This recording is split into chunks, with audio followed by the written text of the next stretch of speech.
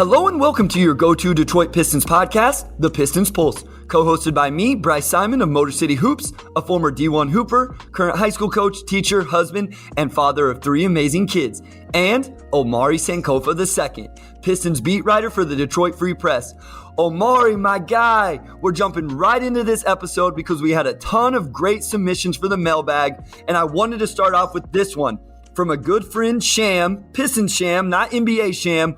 What top 10 NBA draft prospect in this class does Omari Sankofa's game most resemble?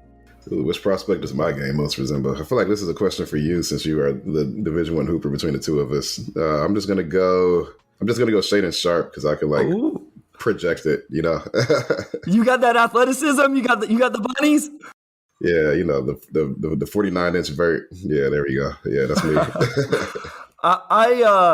I'm sure you saw on Twitter, I put out the video of me getting shots up the other day. I do that if people start talking enough that my competitive side comes out. So I threw that out there also because of this question coming up. So I'm just going to be super arrogant and let my ego come out. And I'm just going to say Jabari Smith Jr.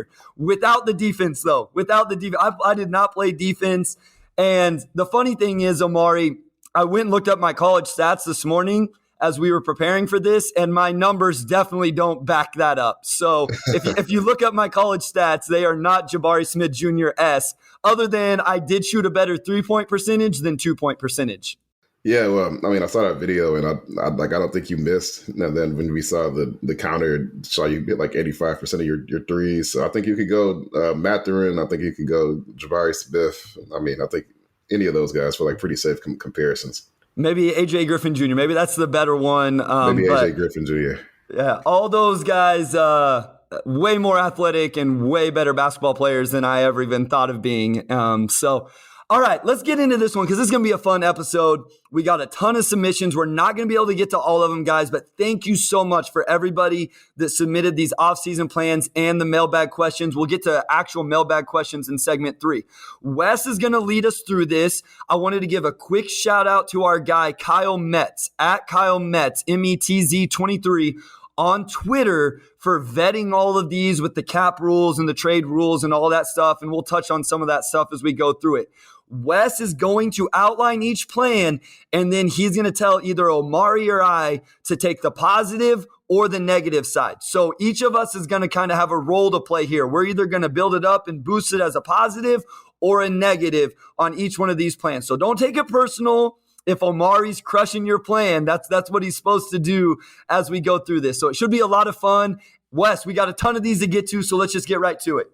All right, we'll jump right in. So the first one's from Christian. So the first part of his plan, they're going to draft Chet at 5. He fell. Then they're going to go ahead and trade Jeremy Grant to the Blazers for number 7 and draft Sohan. They're going to sign Gary Harris and Mo Bamba, and then trade Kelly Olynyk for a young prospect, some kind of flyer. So, maybe Terrell Terry, James Bouknight, things like that. So, Omari, you're going to be the negative. Bryce, you go first. Yes, so Chet falling to 5, and I know why Wes put me on the positive on this one, because now I got to boost your guys' guy, Chet.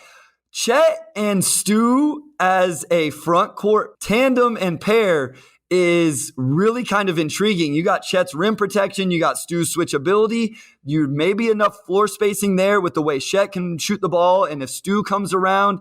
Jeremy Sohan at 7 is an intriguing prospect. That might be a little bit high, but he's a really good defender, versatile player. And then Gary Harris, a veteran presence to add to this roster. So you have a starting lineup of Cade, Gary Harris, Bay, Chet, and Stu.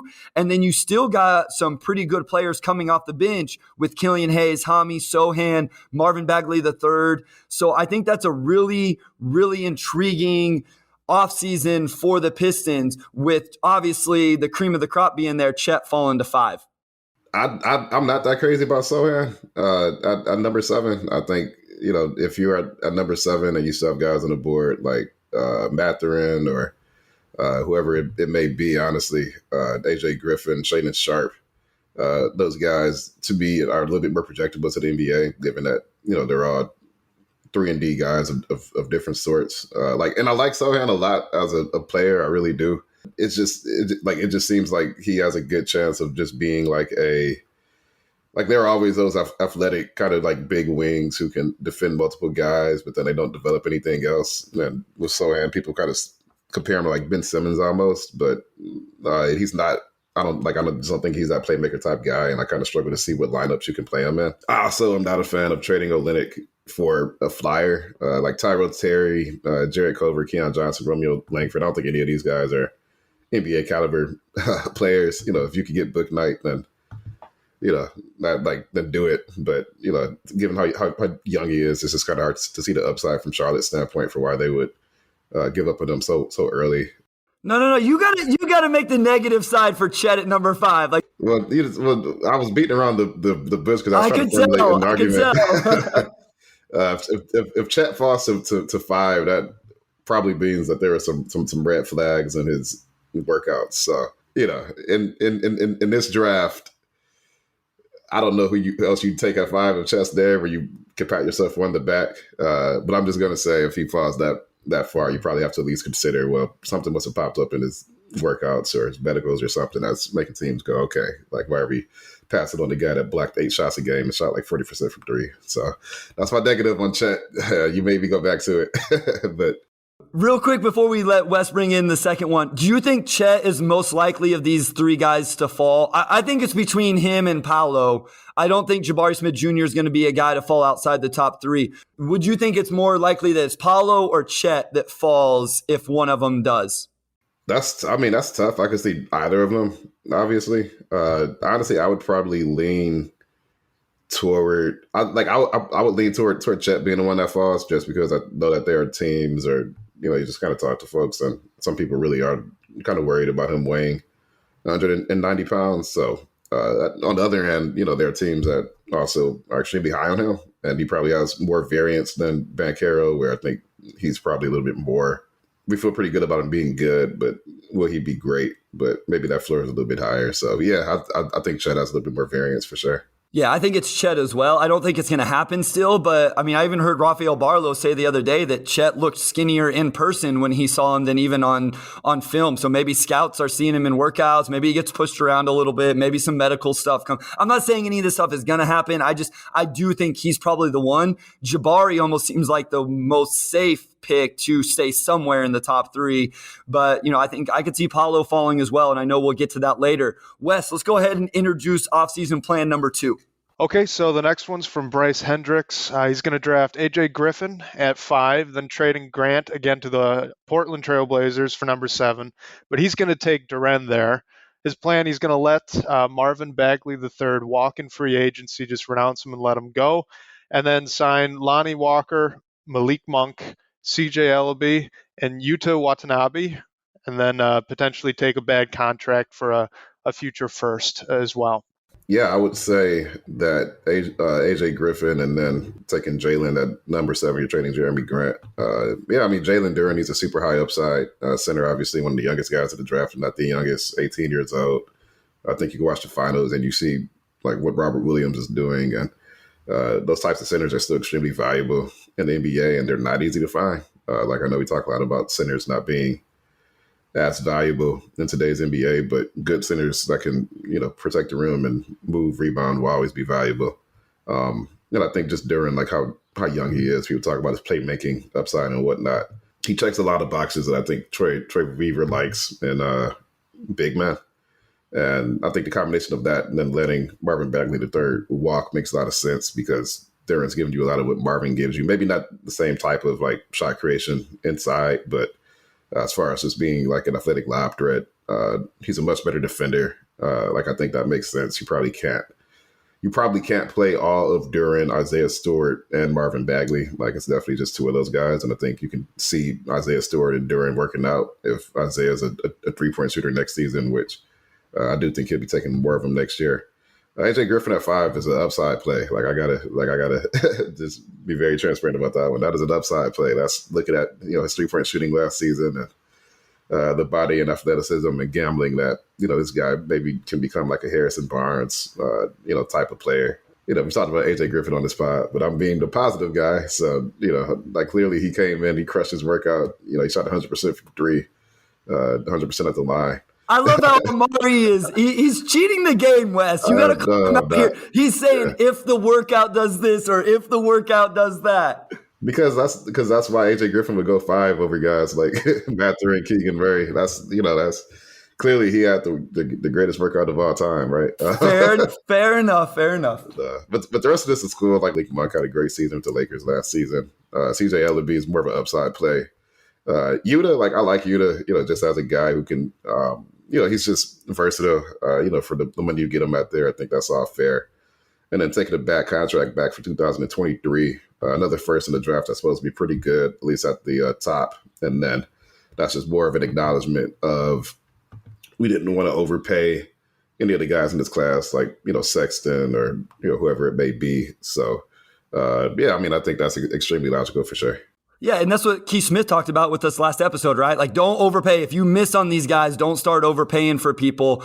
I'm just going to – Bryce is my guy. I work with him. I know him. He's a good friend. AJ Griffin at 5, no way. No chance unless I'm going to do what Amari did. If he crushes a workout, I don't care if he shoots 100% from 3. I want him, windmill dunking, all sorts of crazy stuff because I want to know the athleticism is back. That's the only way I'm taking AJ Griffin at 5. And there's a lot of guys at 5 I'm going to be fine if the Pistons take. If it's AJ Griffin, I'm going to have questions. The shooting is real. The on-ball defense is really bad. Okay, Jalen Duran at 7, young guy. I do like him, but there's a lot. You could essentially miss on those 2 picks, Amari. That's a real swing for the fences draft at 5 and 7. And so that's where, even if I'm not playing this role as negative, I would have some legit questions about it. I want to see Marvin Bagley III come back, so I don't necessarily love letting him walk, especially when you have the cap space. I've had this conversation actually personally with Bryce, so I know he's not a huge fan. The rest of it, I actually don't mind. I don't mind taking back a bad contract if you don't spend big in free agency. I don't even mind the guys that he signed. I've talked about Malik Monk before. I don't mind Lonnie Walker. So I don't mind the free agency way. But I do not like that draft at 5 and 7 whatsoever. So sorry, Bryce, but that is not a favorite 5 and 7 draft for the Pistons for me. Yeah, well, I hope when I took the positive and I conveyed positively enough because I think the me deep down was like, AJ Griffin at 5. Oh, that's a tough one. That's a tough one. I can see the look on your face. You're like, man, how am I going to swing this one? All right, number 3, Wes. Number 3. All right, number 3. So this one we actually got from 2 people. Kyle Metz, who helped us out making sure all these were legal, and then Jack Kelly as well. So they're going to draft Keegan Murray at number 5, trade Grant for number 7 again, and draft Shaedon Sharpe at number 7. Then they're going to go ahead and sign Gary Harris to a smaller deal, re-sign Marvin Bagley, and then sign Ayton to a max deal for Kelly Olynyk in this year's second-round pick. So, Omari, you're going to be negative. Bryce, you're the positive. Bryce, you go ahead and go first. Yeah, so Keegan Murray at number 5 I think that's a solid pick, and I think he's going to be a good NBA player. Maybe the ceiling's not huge, but he can probably come in and replace Jeremy Grant, who's getting traded in this scenario, and then you take the high upside guy in Shaedon Sharpe at 7, so you kind of get that mix of a guy who you think is not sure thing. Nobody's a sure thing, but a guy that's going to be a good NBA player, and then Shaedon Sharpe. And then what I also like is you have now signed Gary Harris, who maybe can start while you bring Shaedon Sharpe along. So he doesn't have the pressure to go right into the starting lineup. I know a lot of fans may not like that, but if we do take Shaedon Sharpe in the upcoming draft, I don't know that he's a big-time player in year 1. Again, I like the idea of bringing Marvin Bagley III back. And then if you can get DeAndre Ayton on a max for only Kelly Olynyk and number 46, then I think that's a pretty good deal for DeAndre Ayton. I know we're going to talk about Ayton more and more throughout the episode and what we think about him. I think he's a max player. Where I start to have questions is what you have to give up to get him. If it's KO and number 46, then I'm probably on board with that. And I can't wait. I cannot wait to see how Omari spins the negative side of drafting Keegan Murray at number 5. Yeah, this is going to be like the chat one where I start from the bottom and work my way to the top.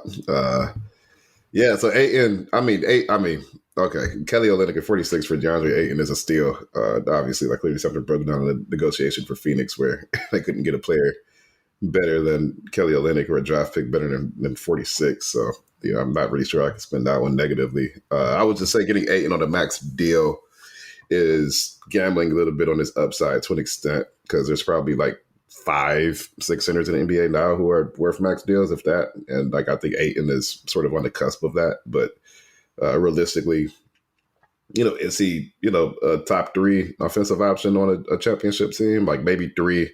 But I think the Pistons paying max money for that now is a gamble for sure, just because you're putting a lot of investment, into a position where if you put a guy 80% as 8 in there, 80% as good as 8 in there, and maybe like half the money, like, because that gets you to the same point if you can reinvest that cap space elsewhere and flesh out some more of the roster, just given that the Pistons are not very deep at all right now. So, 8 on the max deal, I'm not sure about that one. Murray at 5, and then Grant for number 7, and drafting Shaedon Sharpe. Like there's only so many combination of guys you could take with those 2 picks, and both of those guys are good. The only negative I can see is that Sharpe just doesn't work out at all. At number 7, he's a 5-star guy and he's athletic, can shoot, all this stuff, but like a guy like a Benedict Mathurin or anyone else in that spot ends up having a better career. So maybe you go a little bit safer, just in a different direction there, but. Yeah, but that's like rock solid, right? Like you have a guy in Keegan who you feel pretty good about becoming good, and then you have an upside playing Shaedon Sharpe. You're supposed to be the negative side. Stop boosting Keegan. Tear his game apart, Amari. All right. Keegan Murray sucks. Shaedon Sharpe sucks. Neither of those guys are NBA players. Gary Harris 2 for 20. I hate Michigan State, so I'm out on Gary Harris. That's my negative take. All right, Wes. Let's get one more in here before the break. So this one's coming from Steve P. He's going to go ahead and draft Murray again at 5, then sign Sexton to a deal just outright. Jeremy Grant for a deal as well, but this is a sign-and-trade. So you're going to have Torrey Craig coming back in that sign-and-trade with DeAndre Ayton. He's going to re-sign Marvin Bagley. Hamidou Diallo is going to stay, but they're going to have to get rid of Frank Jackson for the cap space. And then as well send out Kelly Olynyk for cap space in a trade as well. So we've got Bryce on the negative side. Omari, you go first. Yeah, taking Keegan Murray at number 5. They're high on Keegan Murray. He's a really good player. You look at the efficiency last season, just everything he did, and he's got an extremely high floor. And I've just said it on the pod a lot. I think just taking a guy can play at number 5 makes a lot of sense, because a lot of times you look back on rebuilds and, like guys don't work out. The guys that could play end up outlasting a lot of guys. Sexton 45, I think that's like the sweet spot for a contract for him. Like that's like $21.5 million a year, which I think is really good for a point guard who gives you buckets and not a whole lot else. You could kind of put him next to, Cade, and, Cade's kind of filling out that backcourt a lot, obviously. So that's a good deal for Sexton. 8 max deal. Yeah, if that's what it takes to get Ayton, you got to do it. But that he's your center, for the time being. It's only like 23 years old. Obviously very good defender, great touch around the rim. And if the Pistons can expand his game a little bit, let him shoot long 2s or 3s or whatnot, obviously that makes that a lot better. So you're signing trading Jeremy Grant to Phoenix. You're also getting Torrey Craig back. Just fleshes out your wing depth a little bit. Nothing wrong with that. Bagley 215. I think that's a really healthy deal for him. Got to let Frank Jackson walk for cap space. I know a lot of fans like Frank, but he did shoot the ball really not that well last season. So if you're parting with a guy, I think that just makes sense given that he's undersized too and didn't shoot very well. So. Yeah, Olynyk out for a second-round pick for cap space. And then, I think that's all cool. Like, if you get Ayton on the max deal, Sexton 45, I think getting Sexton on a good deal kind of blunts, getting Ayton on the max a little bit. Like, that makes it a little bit easier to digest. And, that all seems like a very reasonable offseason to me. So, lots of positives. Yeah, like, if I wanted to pick it apart, I would just say, like, is this a core – because I think you've kind of gone all in. You got Sexton for 4 years, Ayton for 4 or 5 years. You made your selection with Murray at 5. What's the upside? What's the ceiling of this roster? So essentially your starting lineup is going to be Cade Cunningham, Sexton, Bay, Murray, and Ayton. And what if Sexton isn't that big time scorer? What if Murray doesn't hit a ceiling that some people, like Amari thinks that he can? And then DeAndre Ayton, is he a guy that has another step in his game? What if he doesn't? So I know that's a lot of what ifs. In general, I actually don't hate the outline of it. And I would have to see like the cap situation moving forward. What are the avenues for this team to continue to get better? Because I'm not sure that's a championship core, but I feel like that you're kind of locked into that core, and then you're banking on major growth from either Sadiq Bey, Keegan Murray again hits his highest ceiling, DeAndre Ayton makes a huge step, something like that. So that would be my downside, I guess, to that offseason is what is the ultimate ceiling? Is it a championship ceiling? Because it kind of seems like you've gone all in with that core of guys. Okay, guys, we're going to take a quick break, so stay with us. When we come back, we're going to get one more DeAndre Ayton sign and trade in, and then we're going to go through the rest of the submissions for these off seasons as well. I'm Alyssa Robinson for the Detroit Free Press. When you wake up every morning, what's the first thing you do? Check your email? Me too. And when you sign up for our daily briefing newsletter, you'll get all the latest news sent directly to your inbox so you can wake up and be ready for the day. We also have newsletters about COVID-19 in Michigan, the latest entertainment headlines, as well as Woodward 248, a newsletter specifically for people living and working in Southeast Oakland County. And don't forget about automotive headlines and all the latest news from our Michigan sports teams. We have a newsletter for every personality and preference. Just head to freep.com/newsletters to sign up for any one of these great All right, guys, we're options back from and the more. break here. Wes is going to introduce one more, Jeremy Grant for DeAndre Ayton sign and trade. Obviously, there has to be other tertiary pieces to make that work. And this is going to be a really fun one from Hal because there's another one of the top prospects that slides to the Pistons at 5. Yep, so like you alluded to there, so this is from Hal, and we were talking about Paolo before, so now he's going to drop down to 5, and the Pistons are going to snag him there. Jeremy Grant, again, for Ayton sign and trade, you're going to get Craig back to make the salaries work there. He's going to go ahead and trade Corey Joseph away for a second-round pick, decline both Hami and Frank's team options for the cap space, and then sign Tyus Jones and Dante DiVincenzo. Bryce, you're going to be the negative, so Omari, you go ahead. Apollo slides to 5. I mean, that's obviously a big win for the Pistons. You get a player who, slides in pretty easily as your power forward. And of course, that makes Jeremy Grant expendable. So you sign to trade him for Ayton. Again, you get Torrey Craig back. I wish Torrey Craig were a better shooter. This team really doesn't need another below average shooting wing, but there's nothing wrong with that. Corey Joseph traded for a second round pick. I think this is all a very rational offseason. Obviously, Banchero sliding to 5, I think just kind of defines your offseason here. Like even with the sign and trade for Ayton, just with Ayton being more of a known commodity, and Paolo potentially being the guy who becomes like that number 1 or number 2 next to Cade. I think that's really big upside. I mean, Cade's a big playmaker. Paolo is a jumbo playmaker. Yeah, I mean, at 5, that's just fantastic value for that pick. Then they signed Tyus Jones. I was actually covering the Grizzlies when they first signed Tyus Jones, so I covered that first season there. And he's just a point guard. He takes care of the ball. Like he has one of the lowest turnover rates in the entire league. He shot the ball really well this past season. As far as backups, I mean, I think that's an upgrade for the Pistons, and he could slot in behind Cade pretty easily there. Or even if you want to start him next to Cade, I think either way you're in pretty good shape. You decline Hami and Frank, which does hurt your depth a little bit. But again, I think if you're looking long term, you're probably putting your eggs in the right baskets here. And then you sign Dante DiVincenzo, who's become one of the better 3-and-D guys in the league. So again, whatever you would potentially get from Hami or Frank, I think DiVincenzo gives you that plus more, except the athletic ducks from Hami. But, in the grand scheme, I think you can probably live with that. So, yeah, I mean, a lot to like here. Your starting lineup is Tyus Jones, Cade Cunningham, Sadiq Bey, Banchero, and Ayton, which is definitely the best Pistons starting 5 in a few seasons. And then you have Killian, Dante, Torrey Craig, KO, and Isaiah coming off of the bench. So, yeah, I mean, I think this is a very clean, very rational offseason.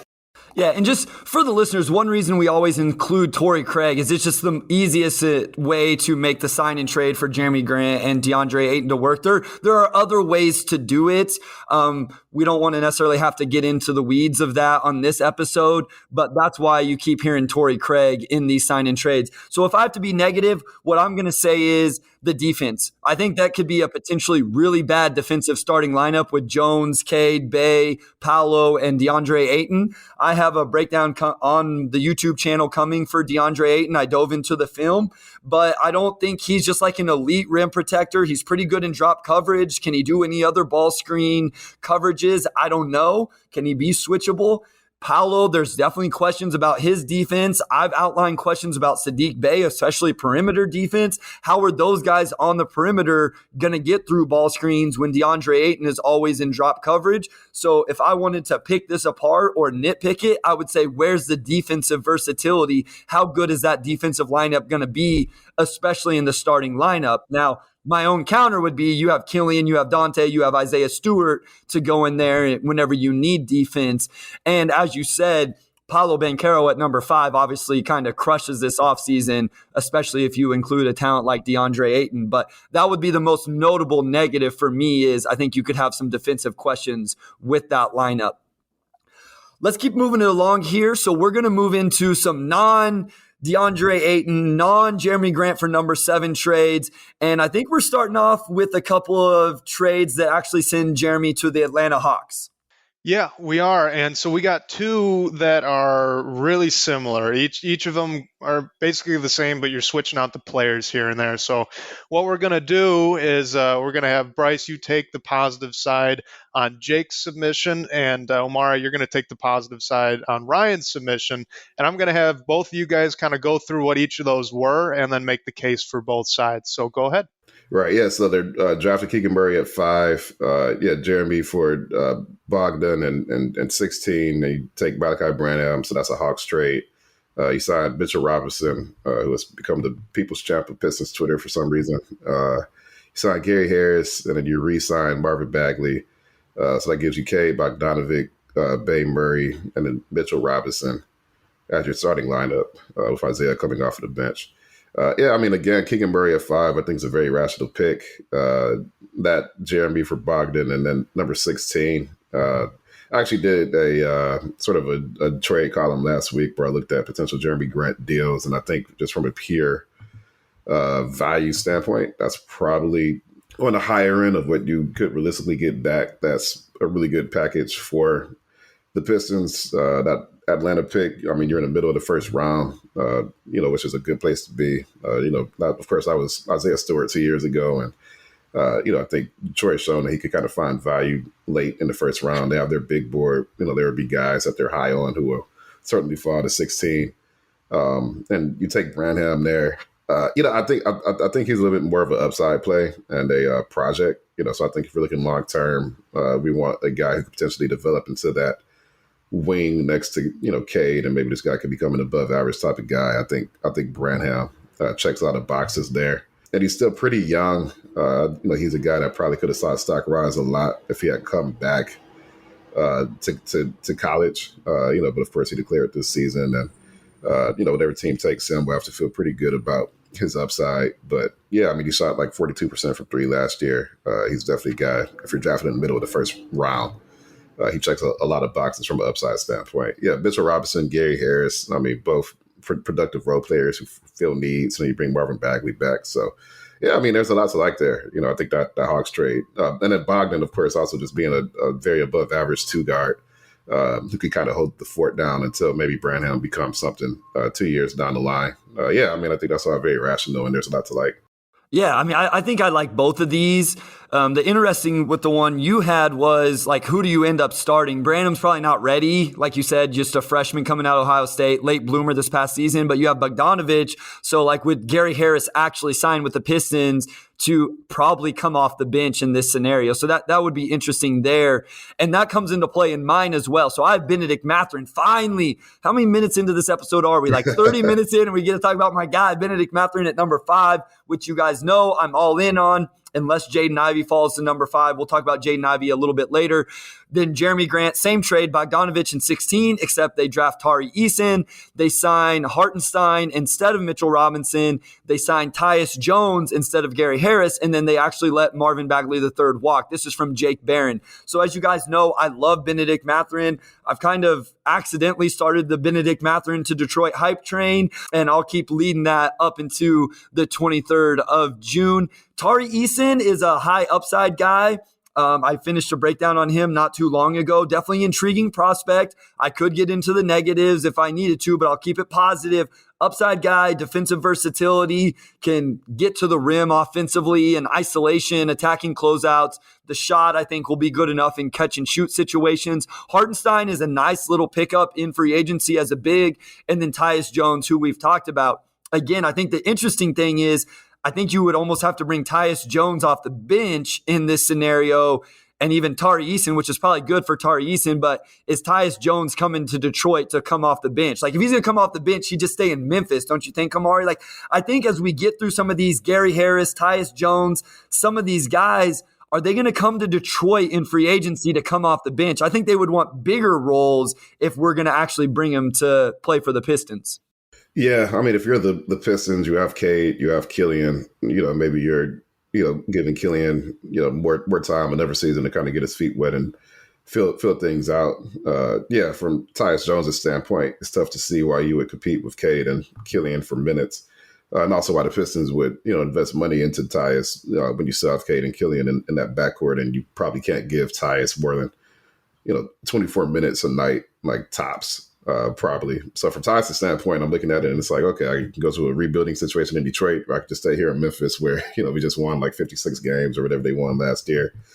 He's probably staying in Memphis. But Tari Eason is a guy I like a lot. His draft range seems like it's anywhere from like maybe the high end 8 to like, as low as 16 maybe. But you kind of look at his stats and he's actually, seems like things kind of break right for him. He will be Jeremy Grant. Like, he gets to the line a lot. He shoots pretty well.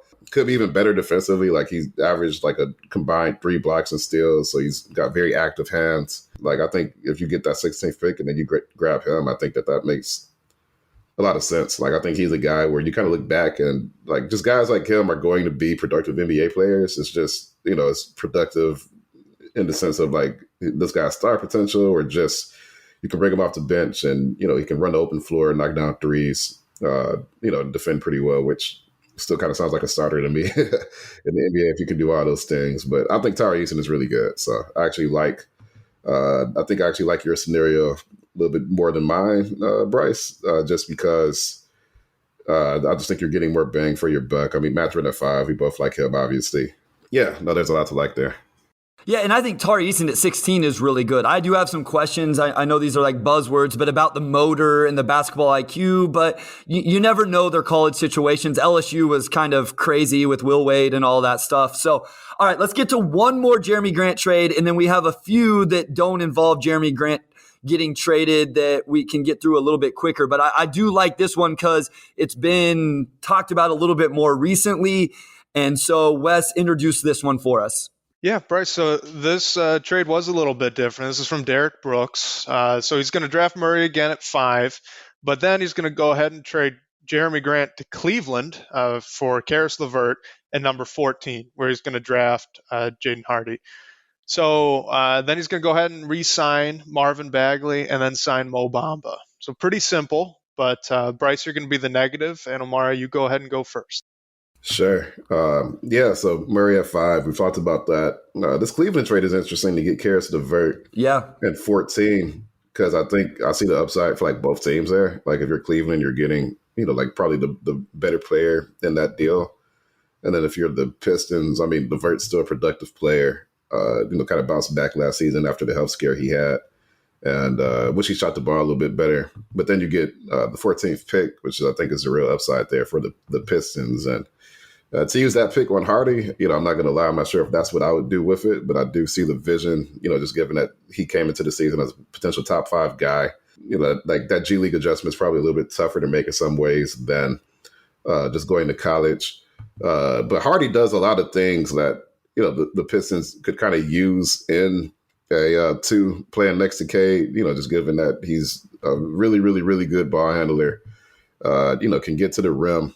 He really didn't shoot the ball well at all. I'm looking at his numbers now. He shot 27% from three, and I think that's probably the thing that kind of scares you the most with him, because just an off-ball two who doesn't shoot well but needs the ball to be effective is not a good recipe for being a winning NBA player, obviously. But again, I think it's a situation where, if he's going at 14, the team probably feels pretty good about his workouts and his upside. And because he handles the ball so well, that gives him upside as a secondary playmaker as well. So that's very much an upside play. But at 14, I think, it makes a lot of sense to just get a guy in. It's the same thing as the Branham argument. Just get a guy in that, a few years then maybe he starts to kind of show that potential he showed. But I'd like that trade for the Pistons. I think that Grant trade does make sense. If you get LeVert in 14, maybe that's better than Bogdan in 16, depending on how you value Bogdan and LeVert. So yeah, for the Pistons, that's a good trade, and I don't have a lot of negatives there.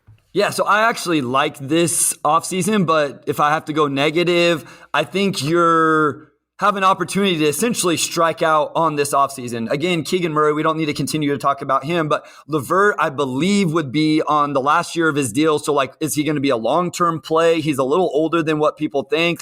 If you don't think Jeremy Grant's a part of the timeline of the Pistons, I don't know that you're going to think Karis LeVert is. What are you going to do with him? Jaden Hardy, who I actually do like. I know a lot of people won't like that, but there's a world where it doesn't pan out in the NBA. If the shooting, which did get better, but if it doesn't hit, the defense was really, really bad in the G League. Mo Bamba, again, doesn't hit. So I think you're betting on some high upside guys with some of these moves, but what if none of them hit? Then you essentially had a wasted offseason. I don't think in this scenario you're really tying up cap space, which is probably okay, but that would be my negative is, you may end up not getting a whole lot of quality NBA guys that fit into this rotation and this roster long term. If I had to go negative, that's where I would go with it. In general, I actually wouldn't hate this offseason though. All right, Wes, we have one more just outlined from Coach Graham, and then we're going to do a couple just general thoughts and themes for the offseason before we get to the mailbag in segment 3. So give us this last one, full offseason breakdown. Yep, and like you said, this is from that Coach Graham, and it's got a lot of moving parts, so I'm going to try and get through it coherently. But at number 5, you're going to go ahead and draft Ben Mathurin. At 46, someone I've actually never heard of, Khalifa Diop. They're going to renounce all of the options and qualifying offers. So Marvin Bagley, Hamidou Diallo, Frank Jackson, Luka Garza, and Carson Edwards. They're going to make a sign and trade for DeAndre Ayton, centering around Ayton, Saric, and Craig, and Jeremy Grant and Kelly Olynyk. Get rid of Corey Joseph for a second-round pick, sign Tyus Jones, actually bring back Marvin Bagley, and then sign Hartenstein as well. So, Amari, you're going to be the negative. Bryce, you're the positive. And as long as you guys got all that, Bryce, go first. Yeah, so obviously Ben Math again at number 5. I really like the idea of signing Hartenstein again, especially at 2 years and $6 million is what Coach Graham threw out there for a number. So if you can get him at that, I would love that. I think you get some really good players. Tyus Jones, we've talked about him. You bring in DeAndre Ayton. So I do think it's a good offseason in that way. You could run out a starting lineup of Jones, Cade, Bay, probably Marvin Bagley the third, and Ayton, maybe Stu and Ayton, depending on who you think fits best. That would actually allow Benedict Mathurin to come off the bench. That would be a really nice second unit with him and Killian Hayes just hounding people defensively. I think they fit well together. Of course, you could start Ben Math next to Cade and bring Jones off the bench. I don't know that makes as much sense. So I like this offseason. I do think the one thing, I know I'm not supposed to be the negative guy, is money-wise, you kind of put yourself in a tough cap space situation. And I don't necessarily love how the bench unit is playing out because I do believe you've lost Hami and Frank, KO, all of those guys in this scenario. So I do think Amari has a little bit to pick apart here. Yeah, I think main thing for me is, you're investing money in guys, but this does kind of hurt your depth to an extent. I think if you're renouncing all of those guys, at the very least, you at least want some combination of Bagley or Hami or Frank back, just from a depth standpoint. I'm not very familiar with Khalifa Diop. He seems like a guy who may be a little bit more of a upside play, but he has a center, and I think it makes sense to go for center in the second round. But I don't know a lot about him, I got to admit. But yeah, Isaiah Hartenstein, Marvin Bagley, you bring him back 330, which is probably the high end of what you would want a Bagley deal to be. But yeah, you're signing trading for Ayton, Sarek, and Craig for Jeremy, KO, and then our guy Bossa. Not a bad sign and trade at all. Yeah, I think this is just, like you're spending a lot of money, and like you look at that starting lineup of Tyus, Cade, Sadiq, Bagley, and Ayton, and you see some upside.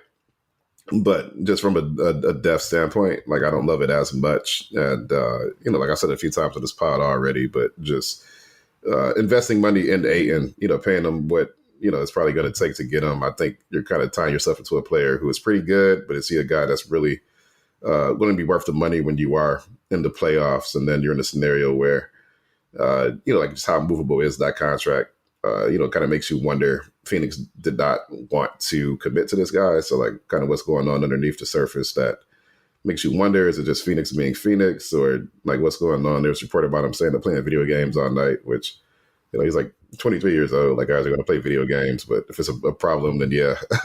Yeah, like I'm the negative. Like, I mean, I don't hate this offseason, but it does feel like it feels like more of a forward, like we kind of want to compete a little bit more now offseason than some of the other off seasons. But all right, so speaking of competing now, let's take the opposite approach, Wes, for these final two just general topics. Omari and I aren't going to go the positive, negative. Wes is going to introduce just a couple general ideas for off seasons, and then Omari will just give our thoughts. So Wes, introduce the first one that is the opposite of competing this season. Yeah, so we got a lot of submissions with both of these, but the first one was actually finding a way to tank again next season. So anyway, you could send out some younger guys, or even just eat cap space to get picks back, find a way to punt on next season, get high in the draft again, and then try and go in all in next year. So what do you guys think about doing something like that? Real quick, Omari, Richard Sunnelly, you sent in one, and we appreciate the support, but you made a comment in your tweet that we were going to mention that on the Pistons Pulse because we would have been canceled immediately because of what you put in that tweet. So do not bring that up again. That is bad juju around the franchise player. But Omari, what do you think about possibly punting or tanking on the season? This is my beat writer brain kind of taking over. It's kind of hard for me to answer like punt or tank because I don't think teams go into off seasons with the expectation that they will punt or tank. Like if you get to March and you're not going to make the playoffs, obviously then teams will begin to wind guys down, save them for the off season. And, obviously they're looking at the ladder, it's pretty obvious what teams are doing when they start to sit their best players, after All-Star break. But my expectation that the Pistons will go into the next season the same way they went the last season, which is, we're going to compete, and, if we're not good, then we'll make decisions in March or whatever. But like, I don't think they're going to go into next season with the mindset of like, we're just going to punt this entire season. Like, okay, he's playing 20 minutes a game, like whatever. And I also personally don't think that they should do that case in the second season. Sadiq, Isaiah, Killian, those guys are going to be in year 3. And like, you want to build a winning culture, and the only way to do that is to compete to win. Now, if you compete and you're not good enough, you're still losing anyway, like last season, then that's kind of the best of both worlds because you're still empowering guys to play to the best of their ability. But in general, like, I just don't think it makes sense for teams to go into any season with the expectation that, like, we're just going to lose a lot of games. I think, especially for this Pistons team, they talk a lot about wanting to build the right culture and whatnot. Guys do get tired of losing. Like, you kind of wonder, okay, if we go into this off season, season and we're not preaching the right message, do guys get demoralized? Like, what kind of happens there? So, it's kind of hard to answer because I don't think teams necessarily, think in that mindset. Like, they may do some things in March to, affect the outcome a little bit, but I expect the Pistons will go into next season, not with a playoff mandate, but like, we're going to compete hard. And, whatever happens, happens. But I think you should always try to compete, like, no matter where you are in a rebuild.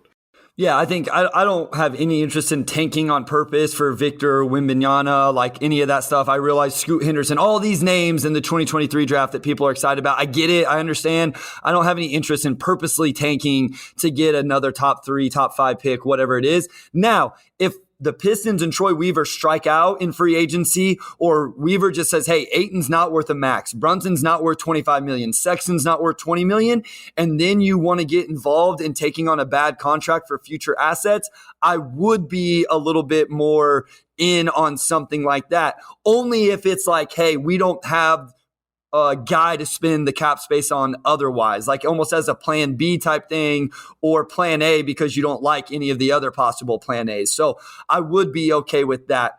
Wes, let's introduce the very last one. And just real quick here, I don't want to say one word or one sentence answer, Amari, but your thoughts, because we got a lot of these. Essentially, it's these two guys, and that's what the Pistons need to do.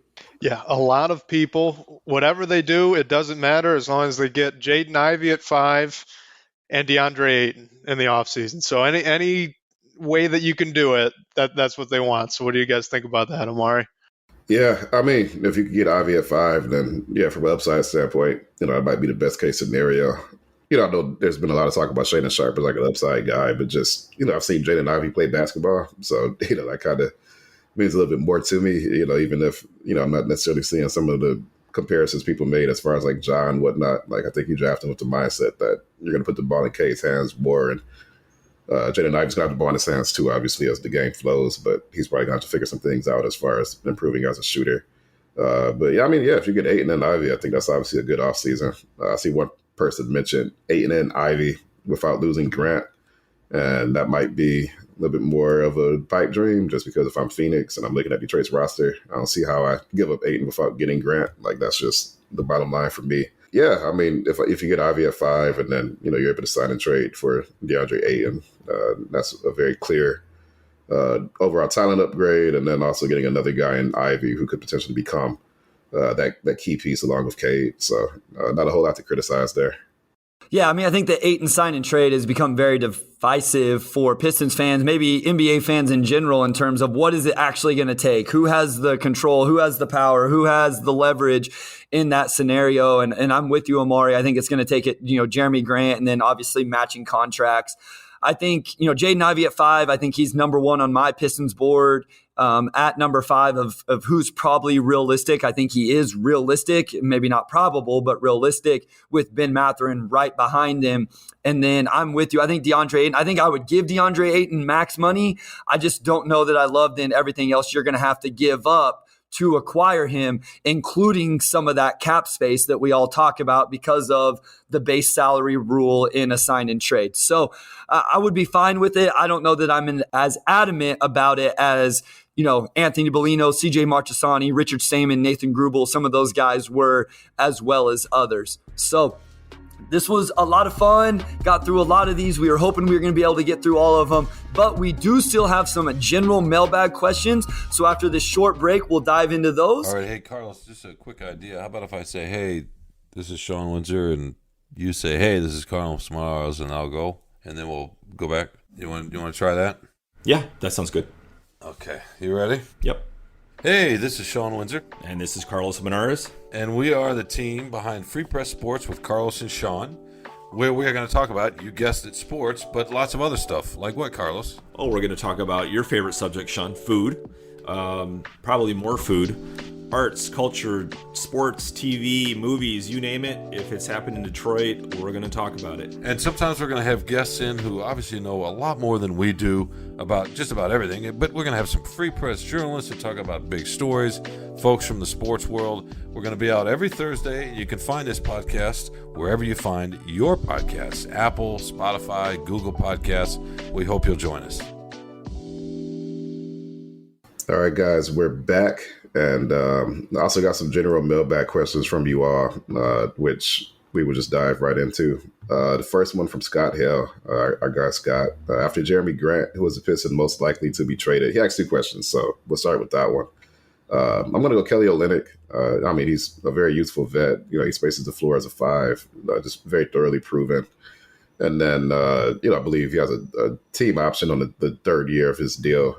So he signed a 3-year deal last year. I think it's non-guaranteed. Or there's like $3 million guaranteed or something like that. Yeah, or So, I think a team that, you trade him for, you can kind of do it with, the expectation that, like, you can not pick up that option. And then or just not bring him back, for that 23-24 season, and you save some money, obviously. So, I mean, there's only so many guys on this team that, have trade value that also are not part of like the young core or whatever it may be.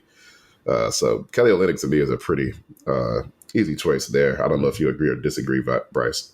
Yeah, I think it's probably Kelly Olynyk. I think the one, if I had to ask another one, I think Killian Hayes is one of the top 2 or 3 in this discussion. And it's not me personally disliking Killian Hayes. It's not me giving up on Killian Hayes.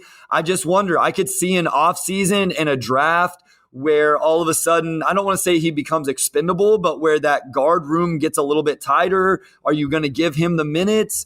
And I just wonder if this eventually becomes a situation where, all right, let's let Killian go somewhere else, even for Killian's sake. Maybe he needs a change of scenery in the way Marvin Bagley III needed a change of scenery.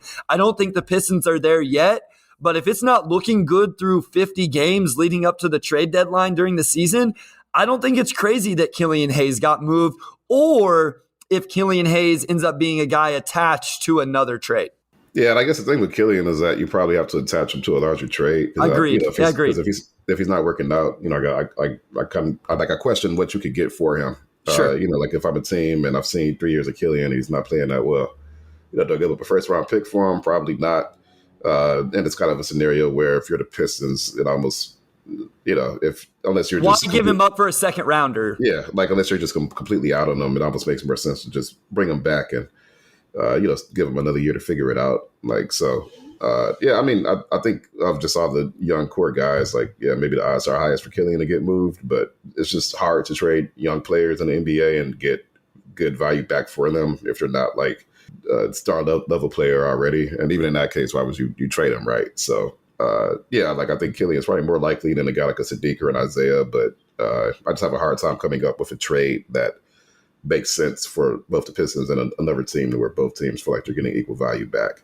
Next question. As a reporter, what is your favorite part of the year? We're months away from the season, and I feel like I've already consumed everything there is to consume about the draft prospects, free agents, and potential trade targets.